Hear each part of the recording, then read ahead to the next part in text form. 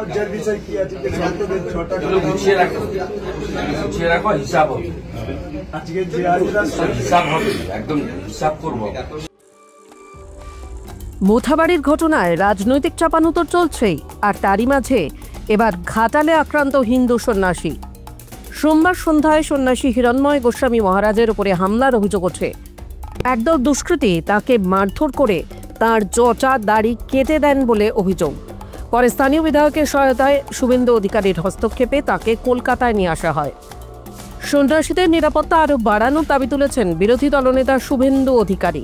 এক স্যান্ডেলে এই ঘটনার সঙ্গে তিনি বাংলাদেশের চিন্ময় প্রভুর তুলনাও টেনে আনেন। আপাতত কলকাতারই এক বেসরকারি হাসপাতালে চিকিৎসাধীন হিরণময় গোস্বামী। মঙ্গলবারই তাকে দেখতে যান বিরোধী দলনেতা শুভেন্দু অধিকারী। ফেসবুকে পোস্ট করা একটি ভিডিওর মাধ্যমে এই ঘটনার তীব্র নিন্দা করেন শুভেন্দু।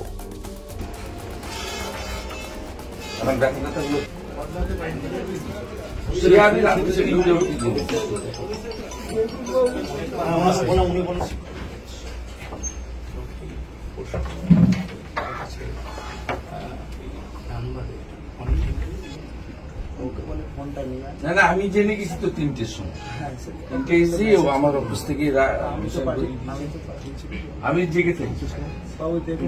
কাউকে না কাউকে জেগে থাকতে হবে, সবাই ঘুমালে হয়নি।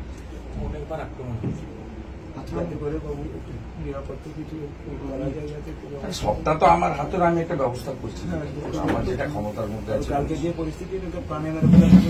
সিএ তো সকলেরই একই অবস্থা। জটা ফটা কেটে দিয়েছে, সেগুলো এটা তো সবচেয়ে কত বড় সন্তদের জটা কেটে দিয়েছে, সেটা বড় লজ্জার বিষয় কি আছে? সেটা বড় লজ্জার বিষয় কি আছে যে সন্তদের জটা গুছিয়ে রাখো হিসাব হবে আজকে যে আজরা হিসাব হবে একদম হিসাব করবো সব গুছিয়ে ভালো। আজকে এইভাবে অপমান টাইমস নাও খবর।